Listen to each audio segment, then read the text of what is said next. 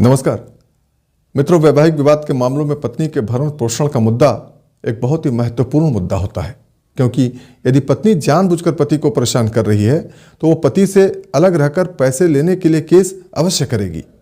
और यदि वास्तव में पत्नी पीड़ित है तो भी भरण पोषण उसके लिए एक अहम मुद्दा होता है और ऐसे जेन्युइन मामलों में भरण पोषण के लिए धनराशि उसे शीघ्र मिलना चाहिए। लेकिन कई बार ऐसी जरूरतमंद महिला को भरण पोषण पाने में विलंब हो जाता है। ऐसी देरी न्यायिक प्रक्रिया के कारण न होने पाए, इसके लिए माननीय कर्नाटक हाईकोर्ट ने निचली अदालतों को निर्देश जारी किए हैं कि हिंदू विवाह अधिनियम की धारा 24 के तहत अपने अपने पतियों से भरण पोषण की मांग करने वाली महिलाओं द्वारा दायर आवेदनों पर निर्णय लेने के लिए अब एक समय सीमा का पालन किया जाए। माननीय कोर्ट ने निर्देश जारी करने की आवश्यकता महसूस करते हुए कहा कि धारा 24 के प्रावधान निर्देश देते हैं कि भरण पोषण की मांग करने वाले धारा 24 के तहत दायर एक आवेदन को 60 दिनों के भीतर यथासंभव निपटाया जाना चाहिए।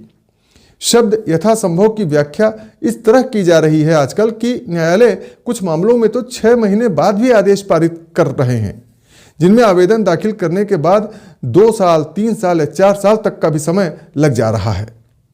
माननीय कोर्ट ने यह भी कहा कि भरण पोषण के लिए दायर आवेदनों पर विचार करने में यह देरी उस प्रावधान की आत्मा को पराजित कर रही है जो उस पत्नी को राहत देने के लिए बनाया गया है, जो विपरीत परिस्थितियों में वैवाहिक घर छोड़ देती है या उसे छोड़ने के लिए मजबूर कर दिया जाता है।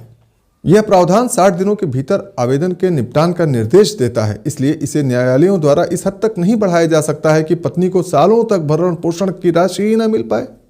संबंधित न्यायालय को पत्नी की तरफ से पति से भरण पोषण की मांग करते हुए दायर किए गए आवेदनों के निपटाने के लिए एक समय सीमा का पालन करना चाहिए, ताकि भरण पोषण का दावा करने का अधिकार भ्रामक न हो जाए।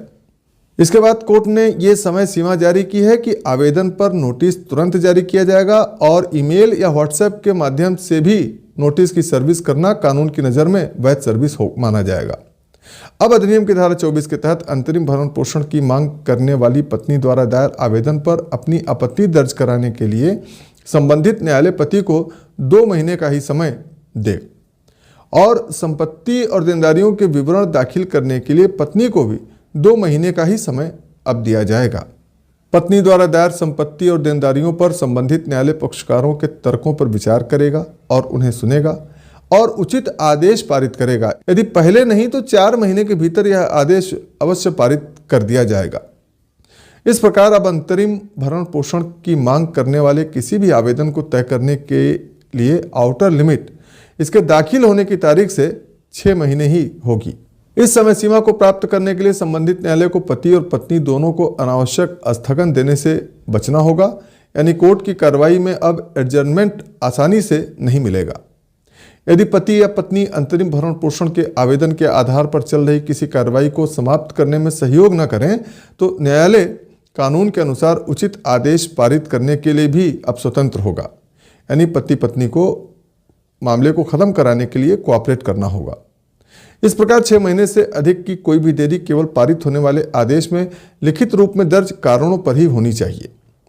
माननीय कोर्ट ने कहा कि यह स्पष्ट किया जाता है कि संबंधित न्यायालयों को उपरोक्त समय सीमा का पालन करना चाहिए, क्योंकि पति से भरण पोषण की एक निश्चित राशि प्राप्त करने के लिए पत्नी को वर्षों तक इंतजार नहीं कराना चाहिए। क्योंकि कई मामलों में जब पत्नी कई कारणों से ससुराल से बाहर निकलती है तो पत्नी दरिद्रता की ओर अग्रसर हो जाती है।